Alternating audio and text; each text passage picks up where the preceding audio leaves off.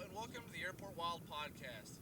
Today's episode is about coyote control on an airfield, and to help us explain all this, we actually have three guests along today.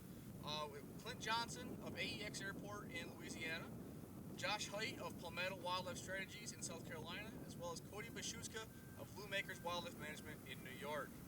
With these three, we're going to be sitting down talking tips, techniques, tactics, uh, to help you better your coyote control on your airfields or maybe just in your own personal lives. Um, Hopefully you enjoy the show. Make sure to stick around to the very end. We have some cool deals for trail cameras that might just interest you.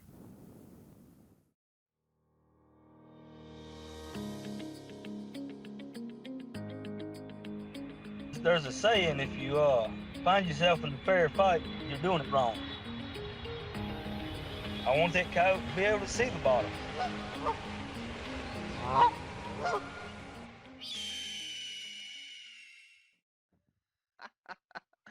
Okay. There we go. Well, yeah, All I right. am, for the folks that don't know, I'm Josh Hite. I'm with Palmetto Wildlife Strategies. Well, I own it. It's a owner-operator type deal, and we do, coyote and beaver, um, a little, some alligator every once in a blue moon as the problem arises. But yeah, had past history with airport operations. At about 10 years in airport operations, so worked in a variety of environments, if you will. Definitely seen, you know, coyote in different environments for sure. So, and every place is different, as we know. So it's just adapting to that and, you know, capturing on the signs and implementing from there. We should probably point out too that Josh, you don't have the camera, so folks are kind of wondering, looking at this, going, "Where is he?" Like thinking their computers are broke or something. Um, Yeah. so we're camera-less on that front. Short notice. I didn't have my studio and my phone's a little under the weather now, so we're making it happen. Right, making do. Yeah, That's about what most of wildlife is, anyways. Is making do. absolutely. Then we've also got Clint Johnson. I mean, Clint, you want to introduce yourself? Yeah, I work down at AEX in Alexandria, Louisiana, and I've been working, wildlife on the airport for about 10 years now. And coyote is one of my favorite things. You, Coyotes and hogs, really, but I really love fooling with coyotes. It's almost like a chess match for me. But my preferred method is actually, traps and snares. I'm more of the mindset of once you take them out, you ain't got to worry about them coming back. That's very true.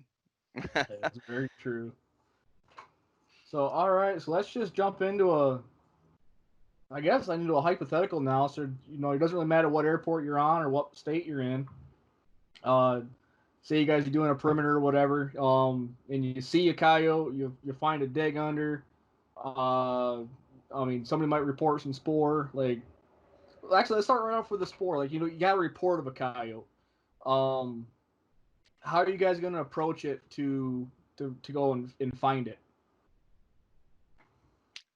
Well, yeah, I would do a little basic investigation and just see do we have an actual, you know, uh, long-standing problem and it hasn't been noticed yet, or is it, just a guy that decided to take a little, a little break in the fence, whether it be a gate gap or whatever, and did he just take advantage of, something that was presented to him and run around real quick and out, or is he coming back and habituating the area? I mean, it could be, real easy and just shoring up some fence line and, if they're curious creatures and you'll be fine for a while. But that's how I would kind of attack it Right, use kind firsthand. of a common sense approach. Yeah.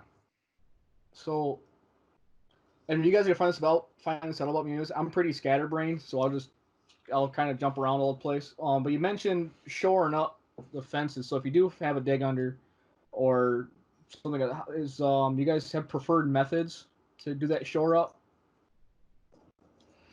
Well, short term, I've seen one airport in particular. It won't be named, but their preferred method is they just had a big pile of wrap, and every dig through they just put a rock in it, and that might be fine for the interim. But long standing, that's not really what you want to go for. You want to, you know, putting some millings back in there if you can, making it a little difficult for them. Or you could bury some old fencing. Um, kind of a dig through barrier, if you will. Uh, that's kind of I would approach the situation. If they keep going back to the same spot and digging, of course, given where you're at and rules and regulations, depending on what your state, uh, it's definitely a great place if they're really utilizing one particular dig through or in the general vicinity. Hang a cable restraint in there. You know, uh, let him get a bracelet. Is that about for Clint? That's about how Oh, you go about it as well. yeah. And the way that I work is I'm there every day. I work full time there. So when I find a crawl under, which I've been there long enough that when I know if there's a coyote on the airfield, I've got him narrowed down to about 3 holes, and it's two of them is just high spots in the fence that just anything you put there washes out. So I just keep a snare there, and you just watch for the coyote bouncing. But So we're in you the just keep the process, front door open all the time. in a sense, Yeah. it looks like it's open, but as soon as he tries to go through, he's caught. Oh yeah. But we're in the process of getting a new fence built. We've got it's about 8 miles all the way around the airfield. We've got about 4 miles of fence put down. They've moved to an 8-foot fence. We had a 6-foot with 3 foot of concrete underground. Yeah, so Yeah, that'll that's do it. that's the main goal. The end goal is to have that all the way around to eliminate that problem. Which you're still going to have a few that's going to manage to find their way through culverts or climb the fence, but it's going to eliminate a lot. Right? Is that something for Josh? Is that something you would do as well? Is if you do find one, do you ever leave the door open and try to get them later on? Oh, sure, sure. I mean, yeah. I mean, you can throw various ways to do it. I mean, if it's like I said, a transient and you got the animal and nothing's really, going through it for a while. I mean, because you'll have other, let's say maybe non-target species that might utilize that corridor, but yeah, that's certainly an approach. Give them give them an easy in, so to speak. Let them take advantage of it. I will point out that I have seen, uh, if it was one particular animal and a little wiser than most, I've had them, pull the snare to the side. Um, he's aware of it, and he'll pull it to the side and run under it. Crawl under it. Situation like that, I've just put some, just as you will, a non-baited foothold, you know, under that, well, right in the Just vicinity of that dig through. So, you right, got just to a give blind them, blind style set. yeah, a blind set. Thank you, and give him a little something he's not really expecting. He's already expecting the snare. Throw another variable in there. Right. The So adaptive sense. right. I'll add that. Um, when I set a snare in the fence or anywhere, whether it's in the fence, in the trail, I always camouflage that snare because like you said, if they see it and he knows what it is, then he can move it out of the way. But the first time he comes through there, if he never seen it to start with, and say you catch that coyote and something happens and he gets away, well, he doesn't realize he cannot make that distinction of that snare to what hung him up. So the next time he comes through, as long as he doesn't see it, it just looks like an open hole. So the way I do that on crawl unders is the bottom of my loop, I put it all the way on the ground and I actually cover the bottom of it with dirt and then use grass and vines to cover the loop itself. So you can't see it. That coyote cannot see anything there when he goes through. And that eliminates a lot of problems. Right. This looks like a gap in the brush. So Clint, with your snares, When you say you put dirt on there, just so folks understand, and you're not just taking a fistful of dirt, are you? Are you doing like a sifter box kind of thing? Make sure that soil is pretty loose. No, I just put dirt, grass, whatever over the bottom of that loop. It doesn't really matter. Doesn't matter. Okay. So So I'm I'm not using from a snare area, so I'm not. So I mean, I'm learning things as well with this. Um, with that too, is there a certain type of snare that you guys prefer? Is there different types of snares?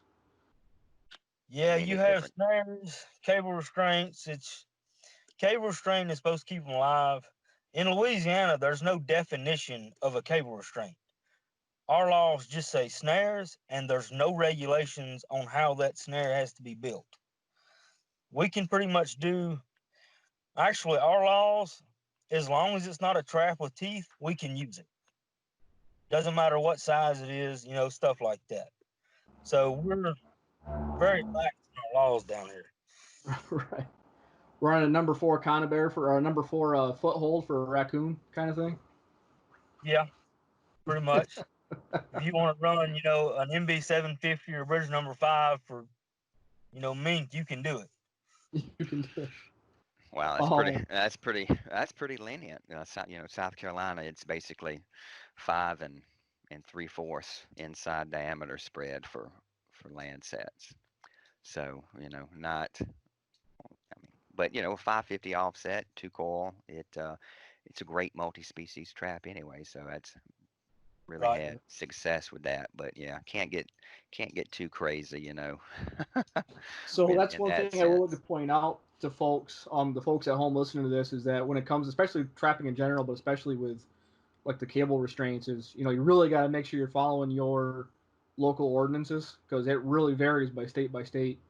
Um, Here in Arizona, we can't even trap on public lands. Uh, they outlawed that years and years ago.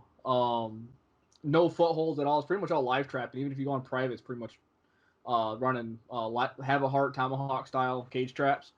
Mm. Um, so we don't do as much trapping here. We kind of prefer the rifle and habitat management style. But uh, sorry, just lost my train of thought there for a second. So we talked about snaring. So let's say we're gonna jump ahead. Say you've seen the coyote. He's inside the fence. Uh, I mean, Clint, what are you gonna do as soon as you see him inside the fence? You have certain protocols you have to follow or like to follow. If I can see him, I got a thermal scope rifle. I'm gonna try and get him before he gets out of that fence. So, rifle wise, like, what's your preferred setup? We have a 22 and we have a 6.5 Grendel. 6.5 So, Grant. Okay, Oh, you're trying to smoke him. right. hey, I play to win. No, I hear you. Oh yeah, he ain't gonna run with that 6.5 Grendel. That's it. There's a saying: if you find yourself in a fair fight, you're doing it wrong. That's very true.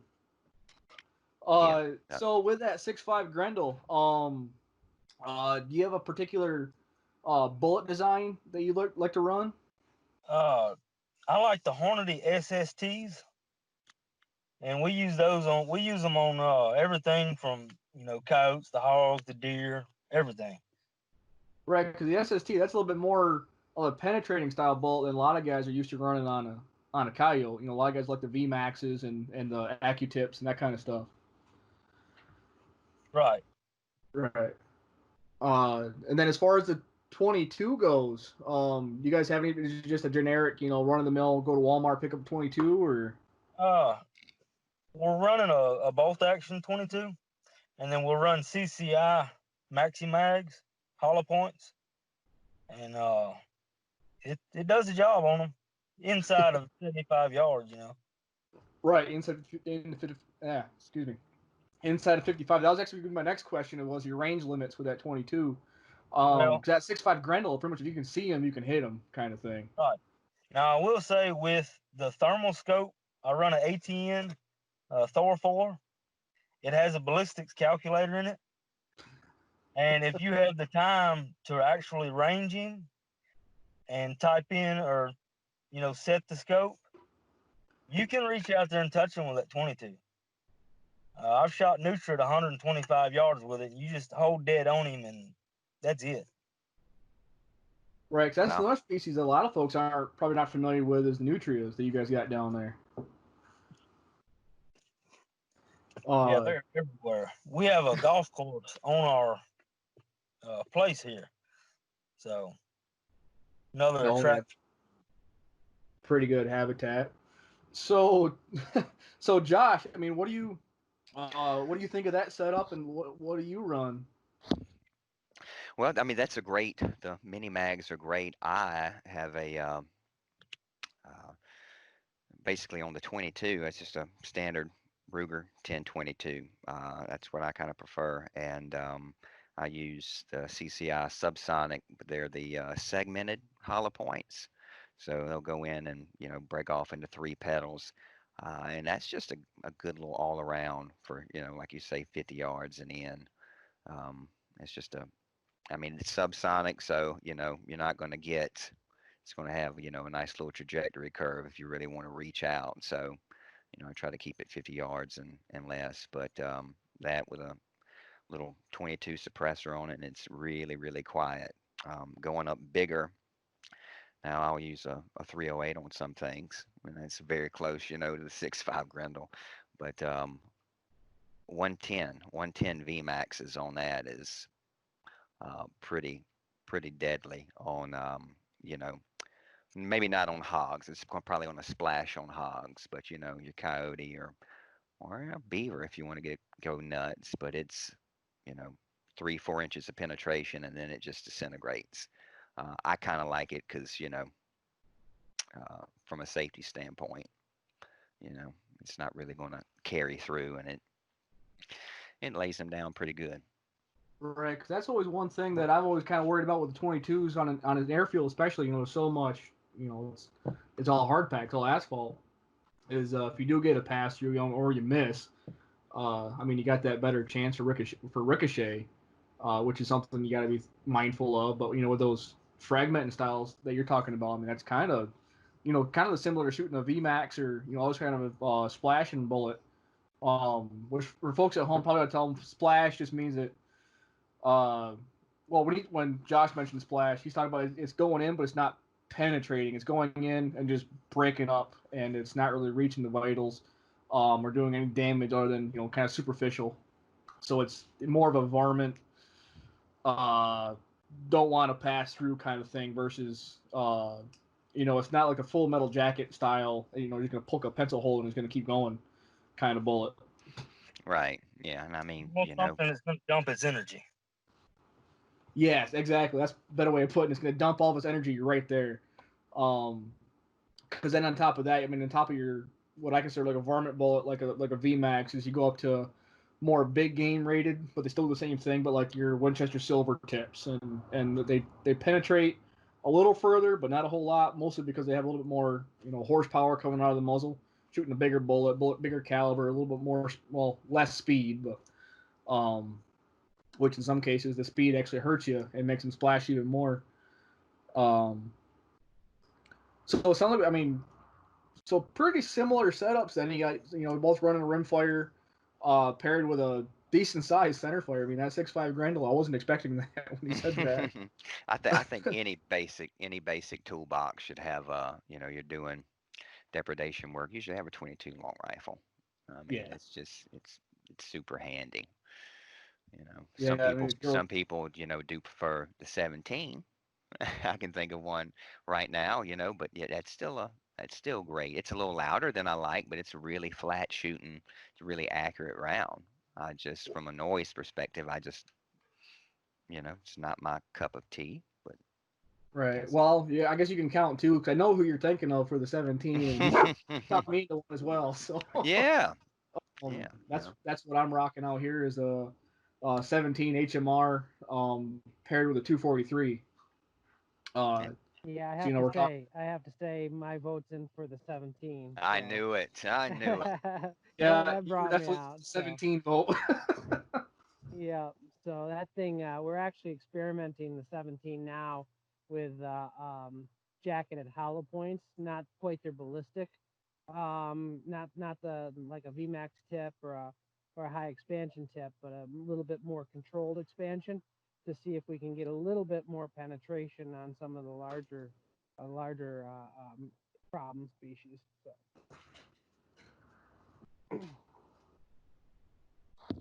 Yeah, but and I know we're bouncing around topics, but just jumping back to snares, Yep. I was gonna say, Clint's got a great point, about the camouflaging, but for different folks out there in your different venues, um, you can have a bunch of variations in environment in your fence line. You can have, one section is short up millings on one side, and it's just millings and galvanized fencing, and then you can have portions in the grass and whatnot. So yeah, but my basic scenario when I was talking about the coyote pulling it out, it was it was just basic millings and galvanized. But he's spot on. I didn't share that, but putting a little dirt in the bottom, yeah, that's fantastic.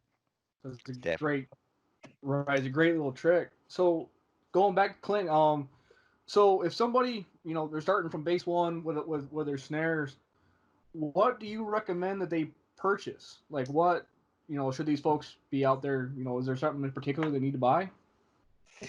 I build all of my own, but if you're gonna buy from a reputable company that builds, quality snares, you're looking for Korean cable.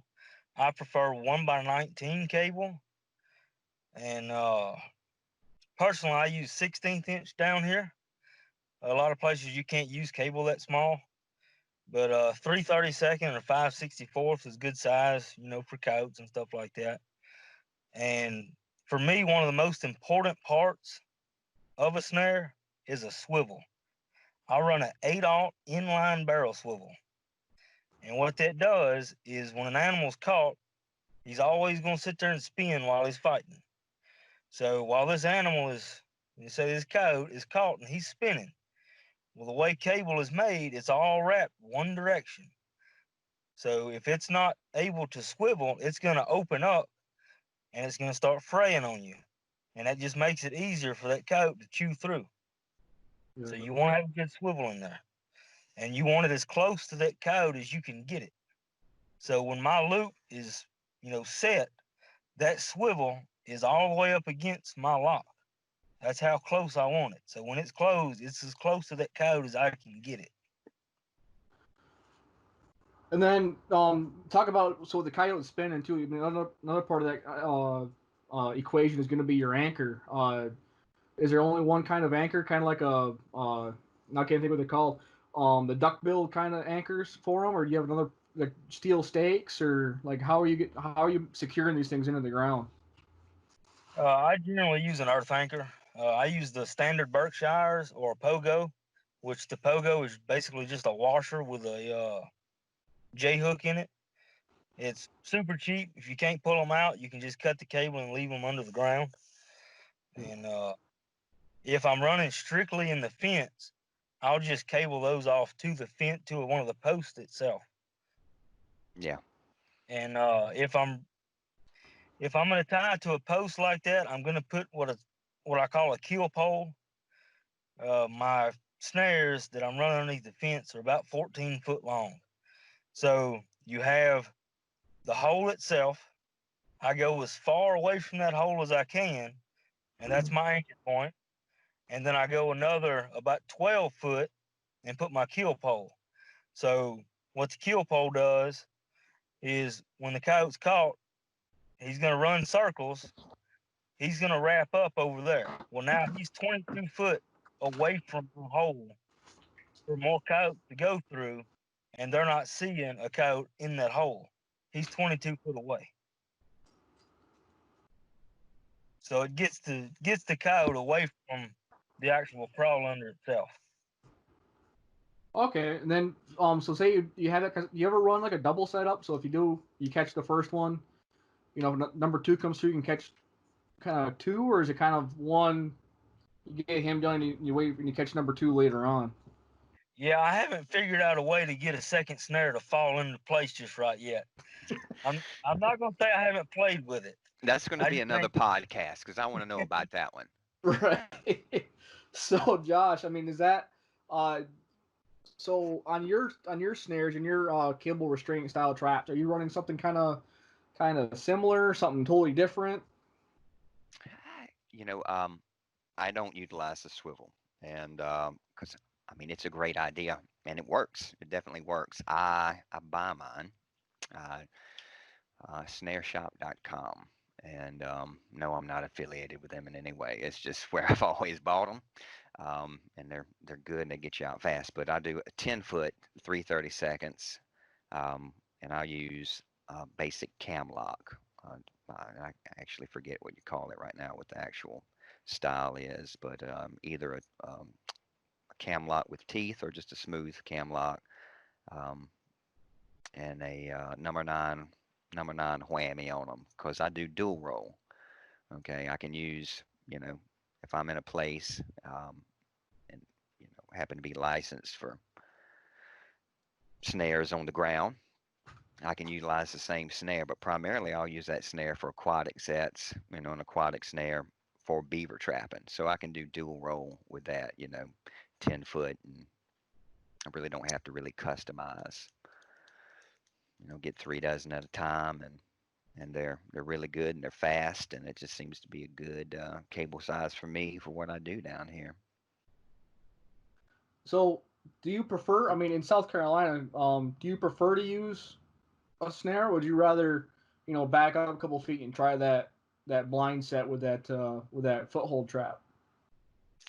Well, they're very, very effective. I would love to use them in a lot more situations if I was legally able to. I mean, it's perfectly, legal with 24-hour checks in South Carolina to use them for beaver, but you go on land and it gets, you need special permission. But Okay. so yeah, if it's a dig through, um, and you don't have any options other than planting a foothold in this state, of course that's what I'm going to do first. And if that doesn't bear any fruit, then we're going to have to talk, trying to get a permit to to do it, because I mean cable restraints are just very, very efficient. It's fast and it's effective. Right. They're fast. They're cheap. They just work. Right, yeah, you catch something, clip it and go. All right. So sticking with the footholds. So we mentioned like an MB550. I mean, I always ran. I was always a Oneida Victor guy. I ran them all growing up. Uh, but I mean, anything that in that kind of that I forget. It's been so long since I played with a foothold. I forget what the jaw sizes are. But uh, what would you recommend foothold wise? Say somebody doesn't have snares, they want to get into trapping, they want to get into it on the maybe helping out around the airfield. I mean, would you say right off the bat, go out pick up an MB550 or a 750 or whatever, or stick with another brand or um, I guess it depends on how much you're going to be utilizing it, and trap. I mean, it's the old saying, but in trapping, it really shines. You get what you pay for. yeah, And if you want to trap that you don't have to constantly adjust, especially if you're catching a coyote. I mean, they're rough. They're rough, tough animals. And if it's a cheap trap, or smaller, I've known guys that have caught them on number twos, but they tweak them, you know. yeah, So yeah, I mean, a 550, it's you know good cast, thick jaws, offset just slightly, grasp the foot really good. I really don't have, they're going down anyway, but you're not really going to tear the foot, risk getting out. Use the night latch system, and it's stainless steel dog, and it's just a good trap. It turns off a lot of people because of the price. So I just tell those folks, think about what you're wanting to do with it. If you're putting a lot right, of time and money in it, if you're making your living off of it, you're going to need something substantial. right. You can run one MV550 for 10 years, or you can run 10 Dukes over that Right, same time period. right. Not to knock Duke too much, but they are, it's just a little different price range. I mean, they work. They're Hey, just, Jeff. Yo. Hey Josh, can you explain a little bit about the night latch? Uh, it is it is just basically it's a little notch lever, and it gives you a more precise feel when you're setting a trap, and it's just a really clean breaking trigger mechanism as opposed to your old style with the dogs that I call them. They have this little speed bump, a little notch, and it can be a little gummy, a little mushy. And I really don't like the feel. And you can set up a 550 to have just about zero creep until it breaks. So that animal really can't feel anything give or anything undulate under his foot that would give him a little split second instinct to, a little advantage. So, you know, Right, because you go to all that all that trouble, to have that nice solid base, and just to have your dog mess you up. The dog on the trap, not the coyote. right, right. I want things to break clean and precise. And you're right. You put you can work fast, but you're still putting in, a decent chunk of, time just thinking about it. I mean, Right. it's a little bit more than digging a hole and throwing dirt over it. Right. I guess the best way I can think of for an analogy is if folks are shooters out there, they're used to rifles or handguns. Shotguns doesn't seem to matter as much, but it's like having that nice crisp, Timney or whatever trigger in there. It's going to break perfect every time. That glass rod versus your I don't know some one of the cheap ones, a really cheap Model 700 or something, where you just pull and pull and pull and pull, and finally it's going to break open. It's going to break for you. I mean, they're getting better on the cheaper rifles, but that's the best way I can describe it. Is old school, just basic triggers is just not going to break as well. Versus that nice crisp Timney, and that's kind of the difference in my head between an older style model coil spring trap. We've been saying footholds, but we're talking coil spring style specifically. Versus a long spring, which they've been running those since what, like the 1500 or something like that with the long springs. Dark ages for sure. But Yeah, I some mean, people really prefer them. A lot of old timers really prefer them. That's what they know. That's what they're comfortable with, and yeah, that does come down, you know, to the basics of trapping, what you know and what you're comfortable with and what you can excel at. And right, and if that works for you, by all means, do it. right. I mean, if folks are kind of wondering what I'm talking about by long spring, I mean, watch the movie The Revenant. That's what they're running in that with Hugh Glass and those guys, Jim Bridger, back in what was that, like 1820 something, um, or And what was that movie set in? Uh, so Clint, I mean, you got any um, how would you weigh in, for these foot spring? I mean, do you run footholds in Louisiana a lot, or you kind of, Oh yeah. 100% of the time? No, I run a lot of footholds too. My preferred foothold is the K9 Extremes. Like I said, we don't have a jaw spread, restriction here, so I get the full size 6.5 inch, and it's a beast of a trap. You can't beat them. They're uh they're a tank compared to even the MBs. They're a tank compared to an MB. That's Um, so I'm not really familiar with those. Like, how much? I mean, if you don't mind me asking, like, how much does one of those go for versus an MB? the K9 Extremes are actually pretty close in price to the 550s. Really?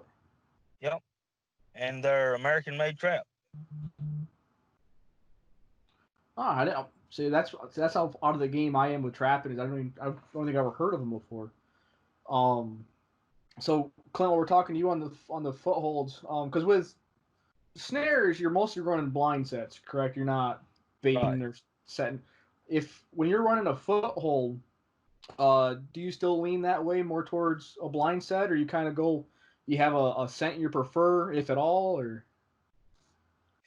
Uh, I know you some know, trappers get kind of leery about talking about that stuff, but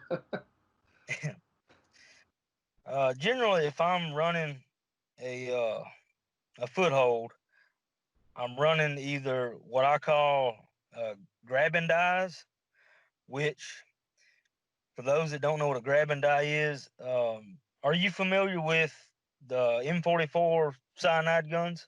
yeah, Okay, basically it's the same concept, except I'm using like a dowel rod with burlap or something, just hot glued on there, and that's what you put a food lure on there, or you can soak these, burlap in whatever baits you use. So you drive this down inside of a grass clump, or kind of in tucked in, in front of one. Then you put your trap in front of that. So basically, when he comes to grab it to take it away, you've got him. Instead of a cyanide gun where he grabs and pulls up and it, shoots the chemical in him. And Right. So it sounds like a more refined version of like a scent pulse kind of set is. Well, kind of. And but the reason that I like that is because you drive it in the ground as to where a scent post, he comes up, smells it, and if you don't catch him, he leaves. Or, he mark it or whatever. Right. With something there, like you can use a T-bone as well, but he's trying to pull it out of the ground, so he's moving his feet. He's getting mad trying to get this out of the ground so he can take it with him.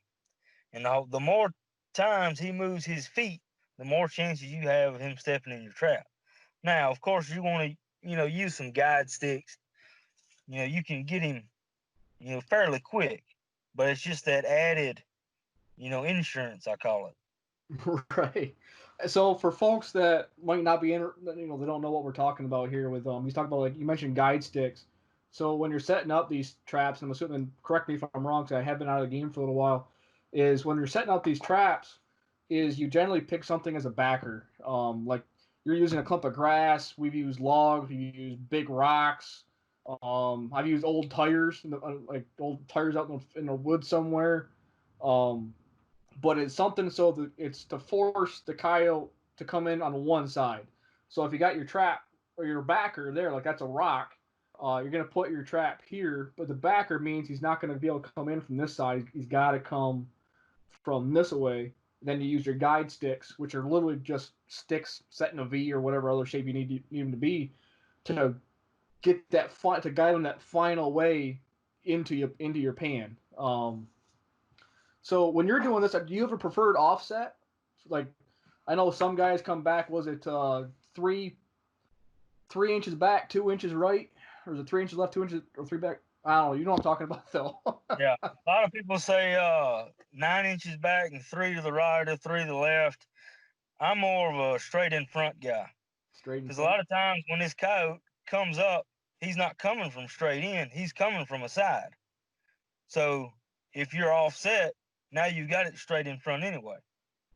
Right. So if he comes in from the side, having it in the center, he's offset. But But the way that I put guide sticks, or actually don't use many sticks, I use dirt clod, stuff like that. I don't give him much room to step other than the pan on that trap. And then I use a wire screen. So with that wire screen on that big trap, I've basically got a 5-inch pan, a 5-inch square to step on. I'm playing the game here.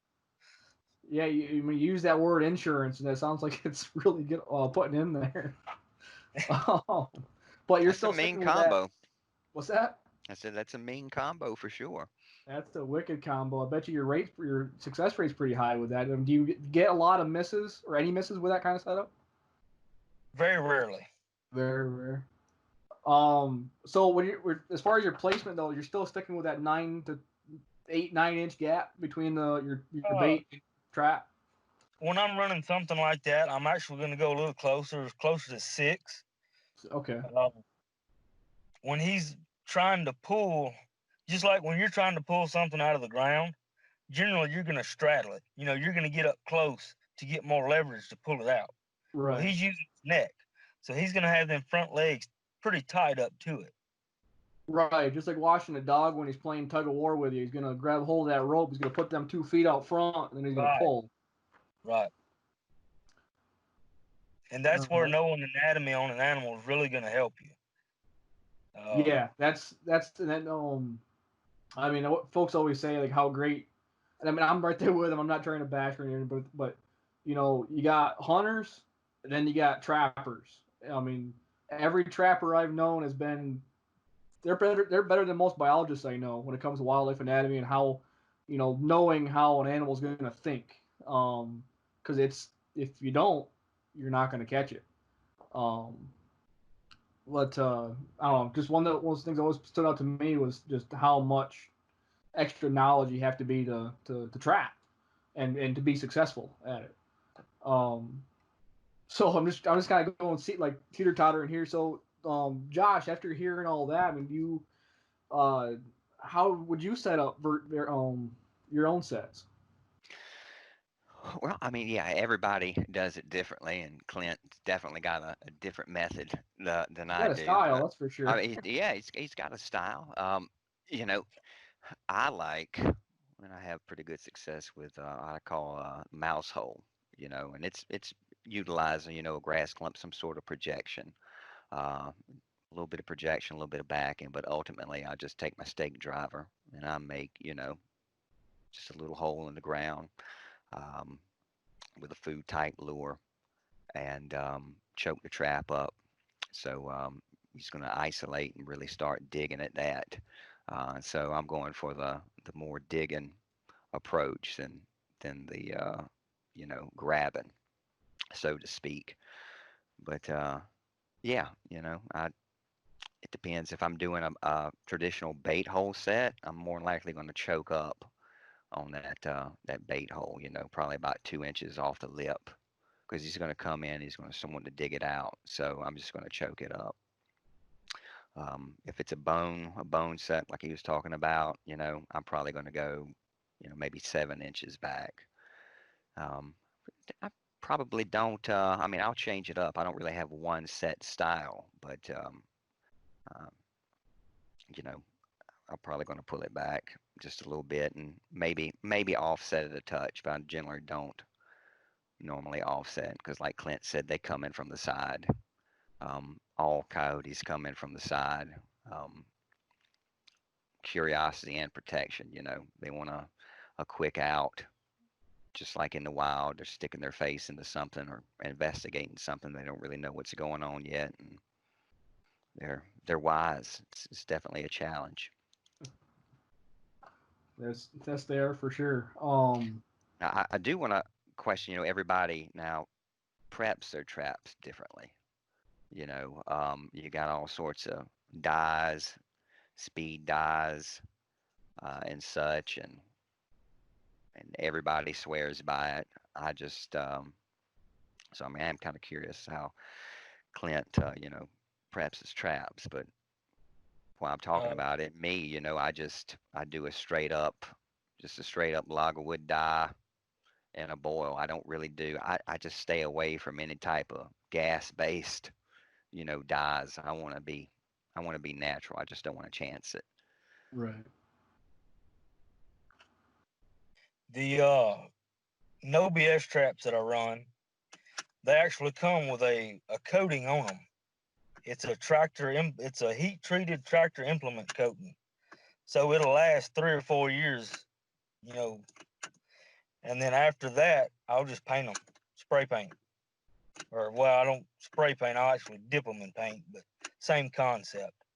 Um, So using the paint method, are you dipping? Are you dipping after once you got into that step? Are you doing it every year, or is it once then you done for the rest of just your life? as needed. If it gets to a point that I think it's needed, I'll clean it up and paint it again. But every few years, maybe. So while we're on the subject of scent control, I got a question, and we'll stick with Clint first. Is what do you do? Like, do you take any precautions for scent control when you're setting your traps? Doesn't matter if you're talking snares or footholds or whatever. No, because um, scent is basically your skin cells. You're dropping, you know, close to 30,000 a minute. It falls through your clothes. Like I know some people wear, cloth gloves. Your skin cells, they're small enough to actually fall through those. So you're not really doing anything, anyway, unless you're wearing a hazmat suit.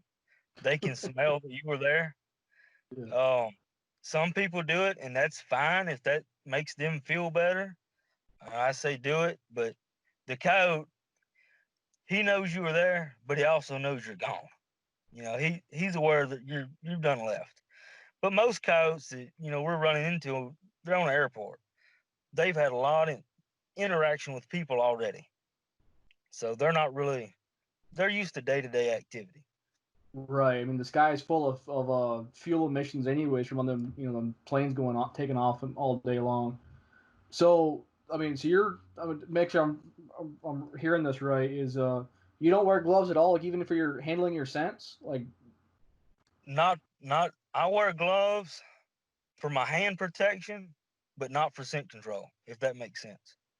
No, I get it. So I mean, because I mean that those scents, I mean you walk into a room, everybody knows you're there, uh, kind of thing, and so that's all you're wearing it for, is just to make sure so that stays there, and then toss your gloves, but you're not wearing it to protect against your own scent. So I mean, what about it's not so much a scent thing, but do you ever one thing while I got you is I've seen some folks will change the way they sit.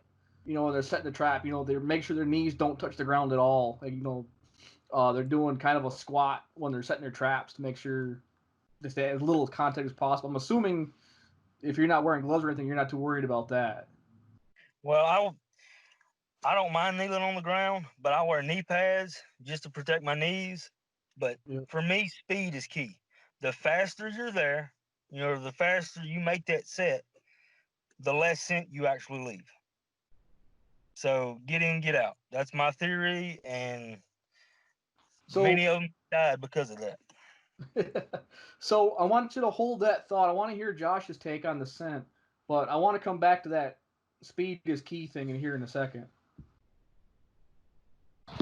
Well, I guess that goes back. And Clint has some valid points, but I guess my take on it is it's all going to go back to your actual environment that you're trapping in. Yeah, airports. Uh, they're subjected to a lot of different things, different smells. I mean, you got to think about it. You got guys riding the perimeter roads or whatnot, and they're smelling jet fuel, and you know, guys, going out on the perimeter roads taking leaks or spitting dip. I mean, they got a whole gamut of scents, when you think about it, that they're used to. Now, if I'm, you know, deep woods, you're doing a plantation or, you know, killing yotes for deer populations and whatnot, they're not really accustomed to all that. Um, it's pretty quiet for them. I wear nitrile gloves when I'm doing that. Now, um, speed is key, especially as it's warming up. You just don't want to linger on a set too long, and you definitely don't want to sweat on it. You know, here, if I mess up and I drop a couple drops of sweat somewhere, they're digging at it. While they're digging at those drops of sweat, they're probably going to find a trap, or they're going to feel something. They might side dig it. So basically, I don't want to sweat in it because I'm taking away from the focus of my bait and lure. Some guys, urine mist it, um, to help mask the scent. Supposedly I don't do that. I do a very concentrated, 2 squirts max on the back. So I have a really, kind of focused. That's my take on it. I want to keep that animal there and focused and engaged. The longer I can keep that animal on the set, the more likelihood that he's going to step, my trap. But I mean, scent control, yeah, it's nitrile gloves for me. I wear boots. I'll normally squat, but down on it. But I have boots that stay in the truck. They don't get worn anywhere than me going from point A to B while I'm in the woods. And then when I come out, those boots go back and I'll put on my regular footwear. They see dirt. That's what those boots see. I don't want to be going into a bathroom or any type of Right. You don't floor want to that's get been those. mopped and have chemicals and whatnot on it. Right. You don't want to have those alien smells on there. Um. So with that, I mean, you're squatting, so you're not you don't bother with the knee pads or I mean I've always used a gardening knee pad. Always had one with my trapping kit. Well, Uh, I might when I get older, but as of yet, just going on there and squatting and driving the trap in. If it's a bait hole, now I do have I think it's a 2 inch auger that they use primarily in nurseries or for planting little bushes and trees.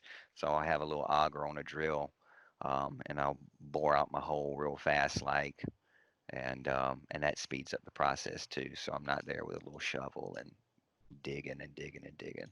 right. So actually, it's a perfect little segue. Josh, we'll stick with you for the moment, but what do you carry or what do you use and like how is your put it this way, what is your setup to make sure that you're in and out quickly and effectively?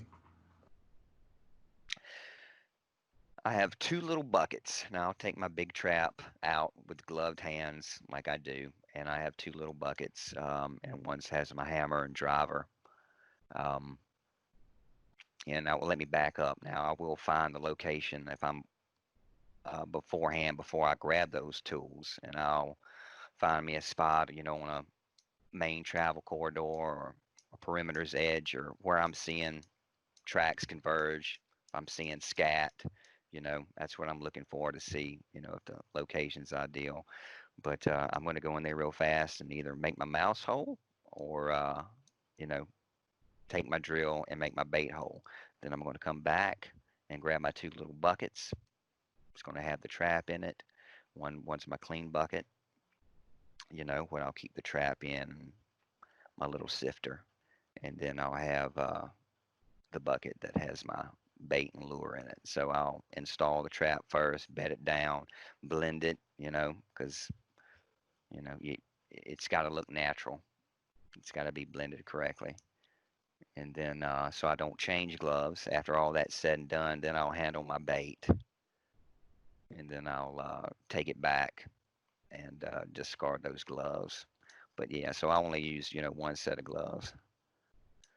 Right, just you're talking just cheap, just cheap nitrals. You said you Ye- what Right, you yeah, just little cheap nitro gloves, and that just saves me, time and multiple trips back to, whatever I'm running off of. so, and maybe you said this and I missed it, but what about your sifter material? Are you using natural, or are you bringing stuff in, or you 'cause in South Carolina you don't have to worry about frozen ground like we used to have to do in New York. But I mean, do you bring anything in with you for sifter dirt? And normally I do not. Now, central South Carolina area, I mean, if you get up, going up north Piedmont, it starts getting clay, but around, middle of the state, it's pretty much sand land. And Okay. it makes for, you know, easy trapping, if you will, for, bedding purposes and blending. So yeah, I don't generally bring in material. A lot of guys like to use peat moss and swear by it, but you know, I don't utilize that method. If I'm trapping somewhere that you're not really going to be able to have a clay top, so peat moss is going to be advantageous for that. And I don't have, what is the soil like where Clint's at? What do you use? So where I'm at, you can move 10 foot and hit a different type of soil every time you move. It's horrible. I run a lot of peat moss. If I can find a sandy spot, that's great, but I'm not packing it anywhere. I'll pack peat moss, but that's it. But I'll tell y'all, we're totally opposite on everything. Right, On what it seems like. completely. Yeah. I do a lot of control work for, you know, hunting clubs and stuff like that, and I'm still the same way as far as I wear the same boots I wear to work every day. I just run and gun, get in, get out, and And you talk about the auger on a drill. I utilize an auger as well on a drill. I've got a good hammer drill, but I use a 4-inch auger. That's a It's Wow. big hole. it's it's a big hole. I like a big hole. I want that coyote to be able to see the bottom. I want him to see that bait in the bottom, and in his mind know, hey, it won't take much work to be able to get to that. That works. You don't Right. know Josh is that. digging mouse holes, and you're putting a woodchuck in it. See, we don't have woodchucks here. I make an armadillo hole. Armadillo. There we go. Yeah. So, but another thing that 4-inch auger allows me to do is dig my trap bed with it. I've got a trap bed in 3 seconds. Take it straight in, drill down about 3 inches, wall around, come out. I got a trap bed. And when it in that bigger trap, it fits tight in that hole. So I dig it. That's a My great auger idea. Yeah, it my is. auger's 3 foot long, so I can dig a deep hole and a trap bed really quick. So I heard you skipped out a little bit. What's 3 feet long? The auger itself, The auger. Okay. So you have to have a pretty substantial drill. Yeah. it's just a good hammer drill, Okay. and yeah, oh I love it. So, and I'm assuming since you're running on your cable restraints, you're still running like a Berkshire style, duckbill style anchor. On all my foothold traps, I run the original bullet stake. I've tried Okay. the fin stakes with the retriever cable, and it doesn't matter whether it has that retriever cable or not. It's still just as hard to get out of the ground. So I switched over to the chain regular super stakes and don't drive them as deep. Although I still have to cut chain every now and then. Yeah. So, so for folks, I mean, how long are these stakes that you're rocking? 12 inches. About 12. Okay. But with it being chain, if you can't get it any deeper, you don't have cable sticking up. It's just chain. Right. If the ground's a Right. little softer, you can drive it deeper. Right. With the chain, you can wrap it around your bottom too. You don't worry about it having bubbling up or anything like that with the cables. So, which is a great thing if you're thinking about that kind of stuff. So, I didn't ask you, Josh, but are you running? What kind of anchors do you prefer? Because you said it's pretty sandy where you are. Yeah. Well, I guess we're running something somewhat similar. I use basically it's called a low country rig, and it's a fin, little a bullet style. You put in it, basically it's a coupling and it fits right in on your driving stake, and it's I believe it's about a 12-inch, and then it's a dampening spring, double swivel, and then it attaches to my trap. So I just drive that straight into the dirt, and then when it comes time to remove it, I'll take that trap, hold it up straight so the chain is straight, and I'll run my auger right down the side of it. And then once I have the hole where my build's at, I'll just pull it to the side. And 90% of the time, that works peachy. But there might be a little clay clump or something kind of deep down where I drove it in that I wasn't aware of. And, you have to do a little bit more excavation. But normally it's pretty fast. I don't have to use any big, bar pullers or winches or anything like that. Just run a quick auger down the side of it and yank it. Yeah, I always hated that in New York. You were on the end of the year and just pulling out stakes with a grizzly bar. Oh, But it's back breaking. well, it's not so much pulling the trap; it's just carrying the stupid bar around for half the day. Yeah. But so one thing I thought was pretty funny is listening to you talk about that. So you're running double swivels on your footholds, but you don't run a swivel on your restraints. No, I don't. And that goes back to, I mean, beaver. It just depends on where you're trapping beaver and whatnot. But you know, if it's a live tree, in the swamp where it's not been submerged long and it hasn't died, it's that tree's probably going to be gone when you come back the next day and pull it as far as they can pull it without getting hung up. And Mm-hmm. I haven't had an animal yet break it in either sense.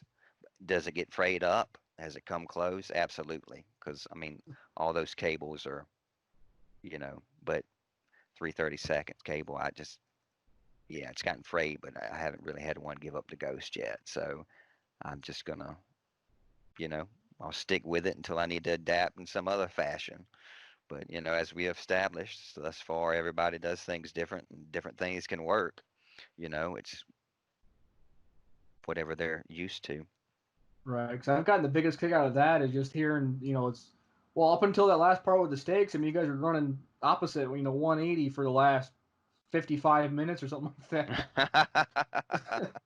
It's But fun actually. Actually agreeing on still something. nets results. But it's we're all human, so there's Right. going to be, and it goes back to Coyote. I mean, they're all similar. They all have very similar behavior, but occasionally you will have some that have their own personality and they're a little bit more difficult to work with. Right. I mean, just because the environment is different doesn't mean the coyote itself is different. Right. So, trying to think if we've missed anything.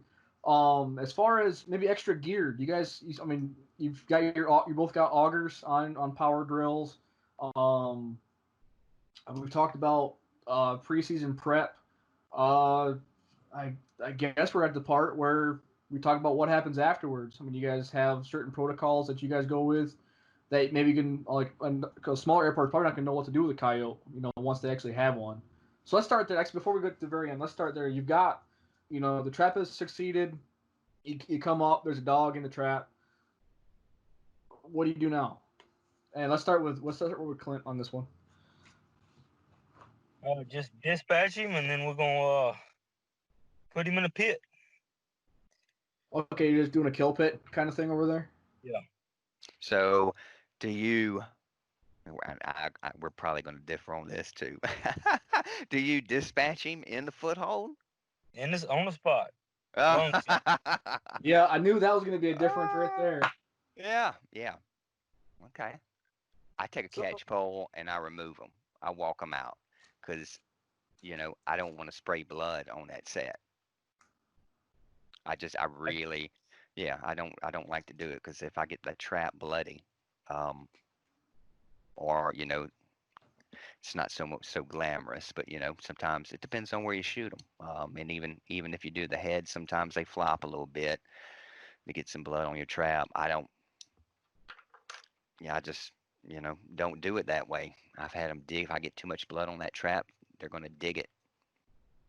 If I try to reset it, so I will put it on a catch pole, walk it out, and drop it.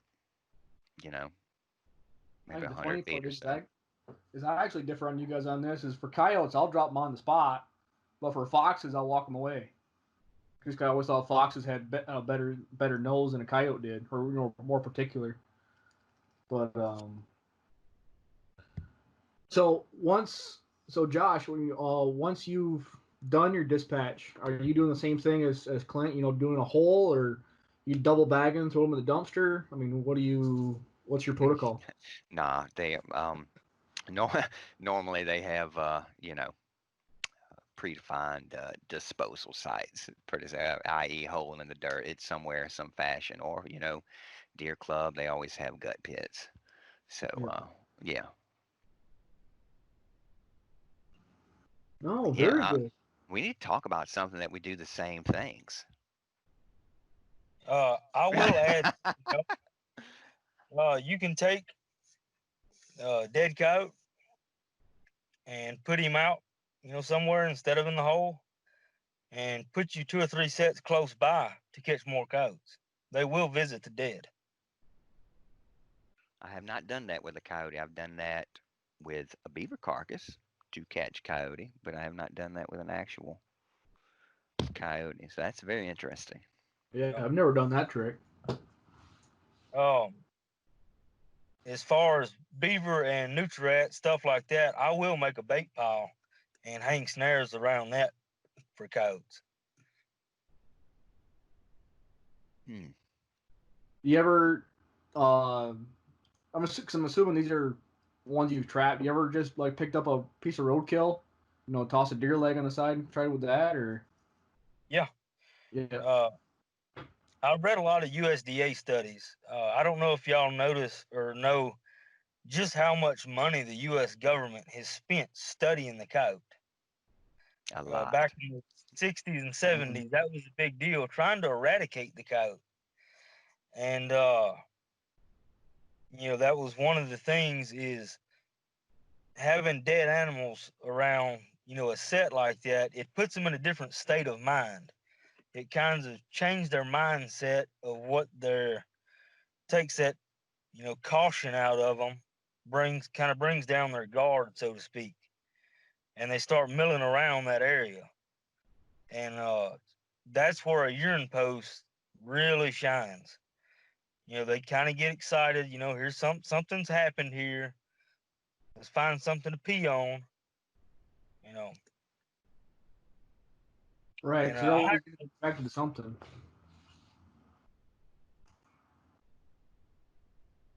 I was gonna say I use a lot of urine. I'll go through 10 gallons of urine a year. I collect my own from a single male coat, and that was another thing that I had found in one of them studies was they tested all these different things, and the only thing that they found that could stop a coyote in his tracks almost every time was coyote urine. Sorry, I'm still hung up at the part. You're getting 10 gallons out of one coyote? Like, how's this setup working? I have 2 or 3 collection cages, and so each cage has its own collection system. You can get a gallon about every 3 weeks out of a coyote. Wow. Yeah, I was not expecting that on this podcast. Yeah. Now there again, I go and I'll do a lot of business with Minnesota Trap Line, and they've always had, from my experience, good, clean, crisp urine. Just about. But yeah, I mean, that's one thing I want. It needs to be fresh. It needs to be, you know, clean. I don't really. I personally stay away from what they advertise as the spike stuff with gland lures and stuff like that added. I just want fresh, clean coyote urine or red fox urine. Yeah. And it does, like Clinton said, it works great. So I've heard you guys both mention using urine as well as food lures, unless I missed it. Do you guys ever go for the gland style lures in any kind of setup? I mean, I will occasionally, or go for the trifecta and put a little bit of all three on there. But I mean, you can just use, if you're wanting to do a basic flat set and put a little lure, I mean, a little gland lure on there. I might use gray fox gland lure or red fox. Um, but I will switch it up and provide variety. Um, that's kind of how I do things. Or if you're doing a bait hole set, I'll sometimes put a little touch of urine right at that front edge of the lip in concert with the food lure. Um, and normally they're gonna attack that little dot, basically almost like a pea size, a little dollop, nothing big. Less is more. I've found in trapping, you don't want to go overboard and just start spraying urine everywhere and dumping a bunch of bait in there. I mean, you don't want to do that. All right. So how about you, Clint? Do you ever go for the gland style stuff? Uh, yeah, I'll use a little gland lure, but I'll say that we definitely differ on urine because I've got urine everywhere. Yeah. uh, Yeah. yeah, but for me, from what I've seen, it it's a suspicion remover. You know, when It is. It's a big confidence Yeah. they booster. feel that another coyote has been there, and it changes it for them. And I use a lot. I'll even run a line. Like if I'm sitting on the side of a road, I'll, I mean, I'm kneeling down, just turn around and squirt behind me a line to the set. And I've had them on camera. They'll follow that line right to that set and be bouncing there in the morning. And that's enough. I'll add that cameras. If you ever get a chance to run cameras on stuff, that makes for great learning. That was actually going to be my next question. As soon as you said the word camera, was going to be, have you guys ever run trail cameras to look at a set, to look at their effectiveness? Clint, we'll stick with you since you just brought it Yeah, up all the time. all the time. Yeah. How about you, Josh? You know, uh, basically, if I'm curious, I'll run a camera. But if I know they're there, I don't necessarily have to see them until they're bouncing in my set. Right. You know, I mean, yeah, but it's a good tool to have. I mean, if you have that, you want to utilize it. Hey, I mean, knowledge is power. But Right. I mean, run what you brung, but I don't absolutely. think I've ever thought about putting a camera trap. Well, before I got into this line of work, when I was private trapping, I never thought about doing it. Now, Um, Clint, just going back, dig throughs have a snare. I'm assuming you will from time to time make a urine line through that loop. No, I don't put anything there. Okay. Now I know we talked about, generally with snare there's blind sets, but I'll make the comment there are other sets that you can make with a snare, but that's for another podcast. Yes. Yes. That's getting deep in it. yeah. Yeah. No, but I mean, as long as you guys are still willing to do it, I think we're going to definitely do that podcast, though. Get maybe more advanced trapping techniques, or some we'll call it. Yeah. But as long as you're going back to the trapping, though, uh, I mean, do you guys run any other style of traps? Do you guys ever mess around with live traps or the I'm not sure if they're legal in your states, but the I can't think of the color now. Conibears body gripping style. Uh, Uh, so I've played with a few different things, and in the right places, a 330 Belial will work on coats pretty well. But most places, it's just not a good idea. Yeah. I don't recommend it to anybody. Yes, it'll work. You can actually hang them just like snares with the right setup, but it's really not worth it when you can just hang a regular snare. Right. You don't. You definitely don't want to catch somebody's dog and be on the news. No, definitely not. But that's another thing is if you do catch a family dog. But when you are, I'm curious when you're running that 330 and when you've been successful, are you keeping the dog straight split? Are you running it twisted off to the side? Like how is your trigger set up? Off to the side. Um, and the support for it, it's kind of hard to describe, but basically the support is off to the side is where kind of like your support for a snare would be. It's not directly in the trail. It's basically hung just like a snare. Okay. It's, Yeah, that'd be a difference. I never thought about taking a 330 off the ground. Um, and yeah, that'd I'll, just be I'll go into the way that I got there was trapping coons and bobcat with 220 in trail sets. Basically same setup. It was just smaller, and I was just like, I just kind of like to see what would happen trying this for coats.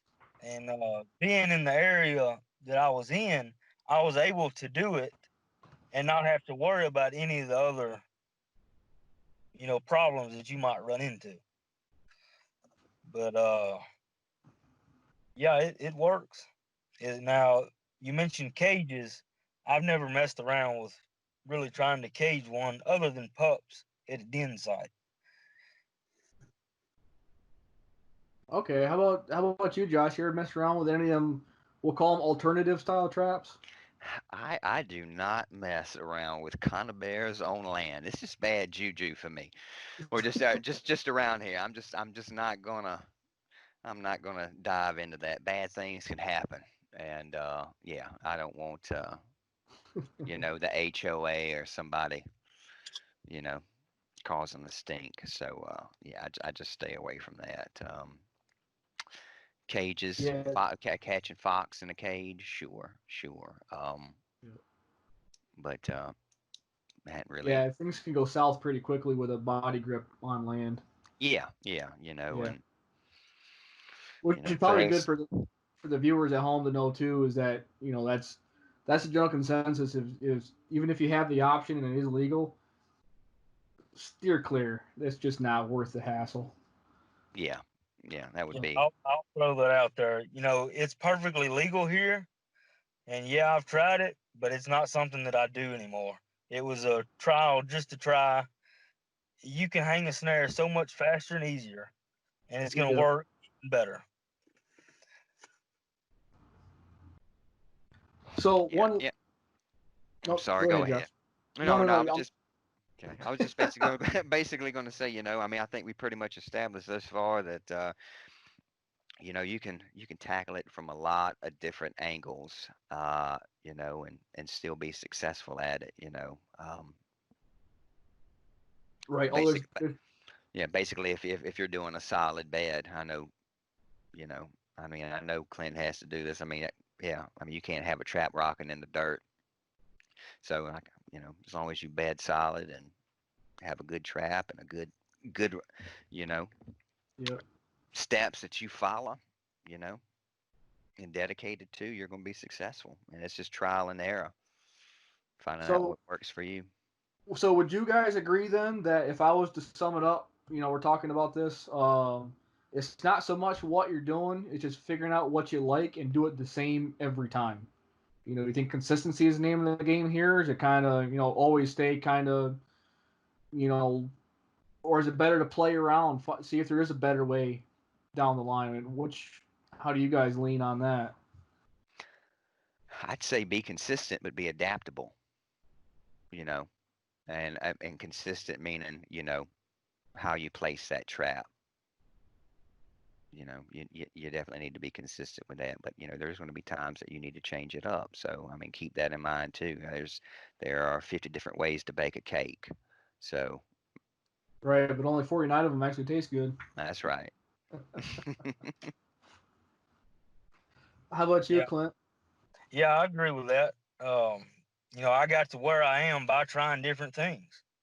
And then now that basically I've got a rhythm, I can get out there, and for me, that rhythm or that consistency is how you get the speed of setting the traps. When you when you kneel down, you know where everything's at and where it's gonna go before you even start. Yeah. It's just that mindset of gotta, this is how it's gonna be. And for me, when I drive up to a location, I've got an idea. I pick, two or three spots where the traps are gonna be, and I'll just grab, if I'm putting three traps, I'll grab three traps, throw them in that general direction, and just go to one, set it, next, just, wipe them all out. Right, and you're tough, and so you're definitely playing that speed game, doing something like that. So I think that's a good point too. Is that it's going to be something that people are going to pick up, as they get, they continue in coyote trapping and well trapping in general. But being able to just show up to a spot and you already know what's going to happen. You know all your steps. You're not sitting there, finagling, going, oh, where's my sifter? Oh, where's my pan cover? Where's my this? Where's my that? Kind of thing. It's kind of that you're hitting it the same, but it's not so much always bringing the stuff, but also you know exactly where that trap's gonna go. You know where your mouse hole's gonna go, or your what'd you call it? The one that they're biting at. Grab and die. The grab and die. Yeah, you know where it's all gonna set before you even put your bucket on the ground. Like you already know how it's gonna look. Um, uh, Yeah, I'm just looking at the time frame now. We've blown right past that hour mark. Um, Yeah, but it's been fun. It's been fun. I yeah. think we've all learned a little something, a little different, have a little, idea of things to try. Oh, for sure. I mean, you guys have been a wealth of knowledge. I mean, thank you guys for coming on here and discussing this. My last thing though is so we covered pretty much everything I can think of for trapping. But is there any extra things you guys think we need to cover or need to mention or a little tool or something you guys like to bring or like what would you guys want to do for your closing comments? We'll call it. Closing comments. Well, mm, hey, you put me on the spot here. No, just, basically what we were saying, just be adaptable and don't overthink things. I mean, yeah, you want a mindset of what you're going to do before you go in, but a lot of people that are perfectionists and whatnot, they want to sit there and obsess. So just don't sit there and obsess and overthink when you're trying to come up with the perfect set. You know, look at it straightforward and make some reasonable, educated guesstimations of what you think is going to work and how, and commit to that and go with it, and just don't overthink it. If that doesn't work, try something else. Right. So think a lot about it, but don't overthink it. You got Yeah, sounds like a pretty tight wire there. it can be, but I've trained some folks, and they want to sit there for 30 minutes and blend and place leaves here, and you know do a good decent blend. It doesn't have to be perfect. When's it going to come, the rain and whatnot. Just make it look natural and make sure you put your best effort forth, and it'll pan out for you. Right, because this isn't really a game for the folks that just want to slam bang things together. It's kind of you gotta do a good job if you want to be successful. Well, Yeah, for the most part, anyways. definitely need to think it through. That's like most things in life, but I guess that's a different podcast. Yeah, we're touching on a lot of extra podcasts today. So, how about you, Clint? You got anything anything? Any final thoughts? Yeah, I would say, somebody, getting into it, learn the animal, learn their habits, their instincts, and use that against them. There you go. Well So, said. so well, we're gonna take a little bit further than the final thoughts, I guess, because that brings up a good point. Um, what about resources? Like, how would you guys recommend somebody getting into it? Like, what resources? Where do you to learn how to trap, to learn the animal's behavior? Um, like, where do you start? If you can find the USDA studies, that's a great place to start. They have done so many different, trials with these codes. It can be a little tricky to find them, but they're out there. You just gotta, Google and Google. They may be on page 60, but they're out there. Yeah, I mean, a good fast Oh, resource I can think of right off the top of my head is your state's DNR website. They're going to have basic publications and studies and information of what they observed for that particular state, and I mean they're going to have publications you know put Right, out by because I their mean, their state biologists, and that's a good reference point to start at. But yeah, you can go further. you can also, I know, like here in Louisiana, we do trappers education. It's not there. We don't have a mandatory trappers education, but I'm part of the association and one of the instructors, and we put on workshops throughout the year, and they're free to the general public. You come and you want to learn. We put on these workshops. So look into state associations. Definitely. See what they've got going on. for sure, yeah, those because they're always, because I'm not sure how it is with your association, but I know it seems like every like conservation organization, or we'll call them NGOs and non-government organizations. Everybody they seem to be, they're all. Let me rephrase that.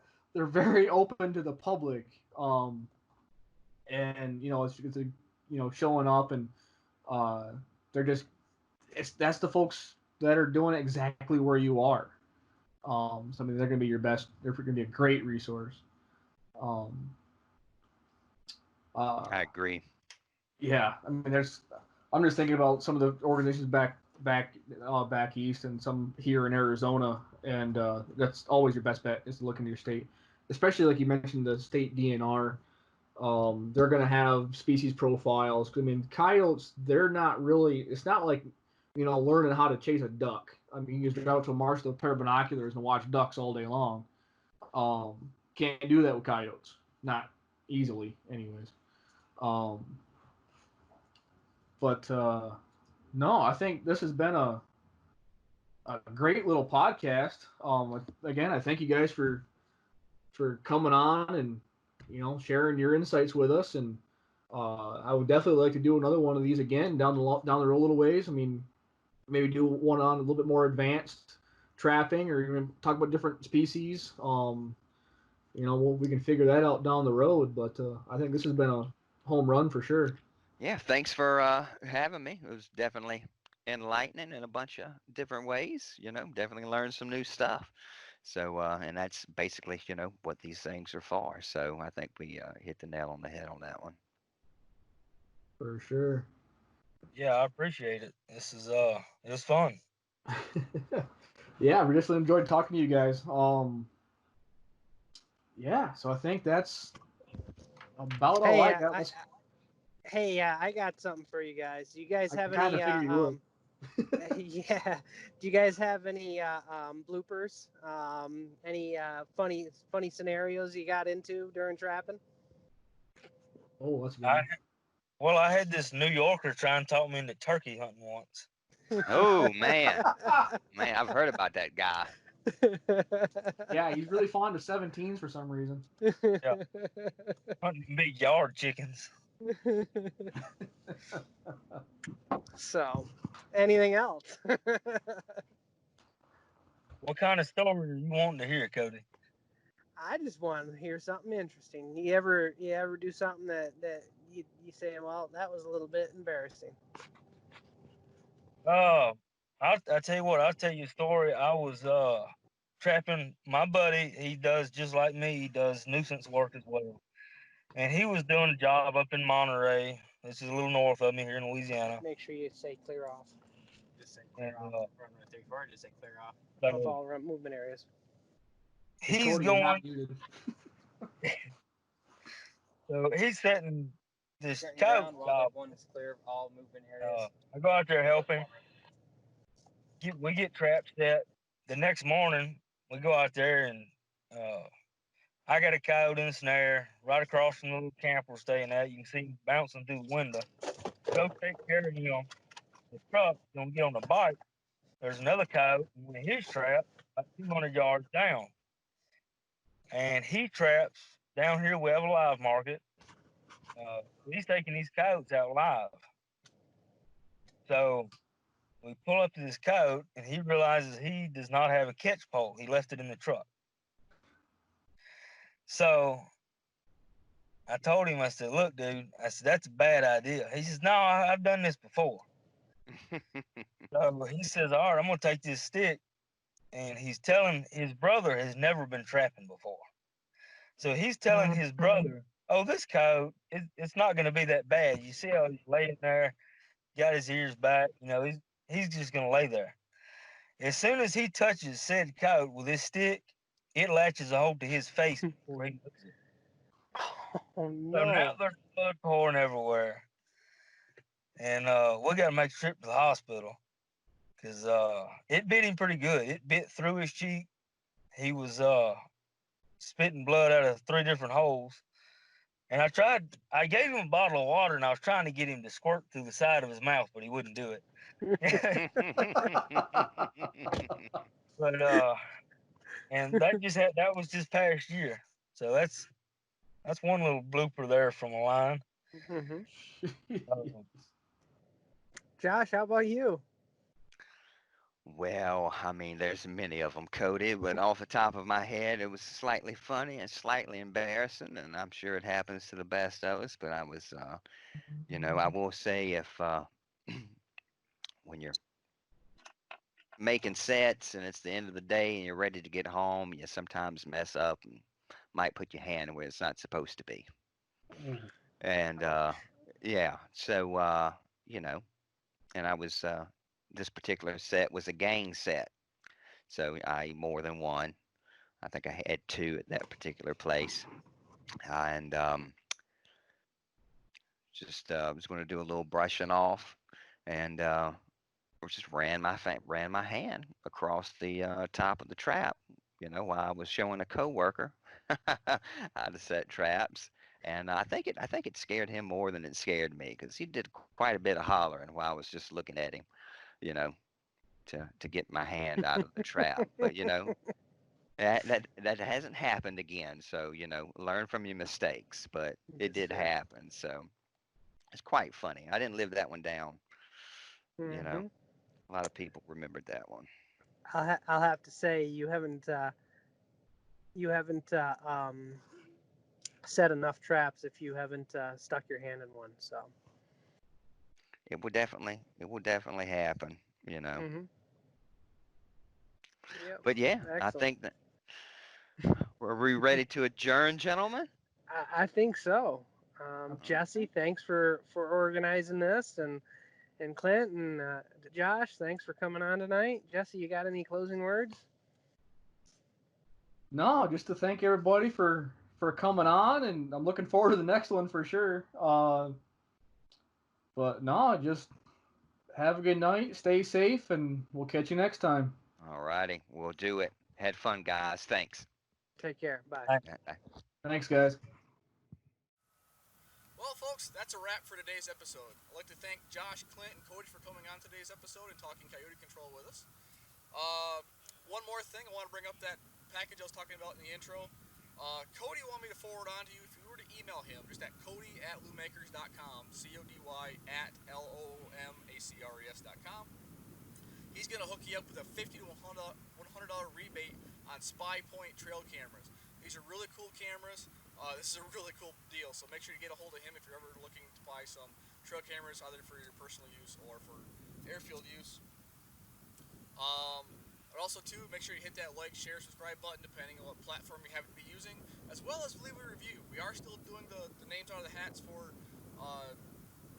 just reviews. So please leave us a review. We're going to pull the name out of a hat, and whoever we draw is going to get hooked up with some really cool Airport Wild merch. So, that's all I got for you guys today. I'd like to thank you for sticking around, hanging out with the Airport Wild, and we'll catch you on down the line.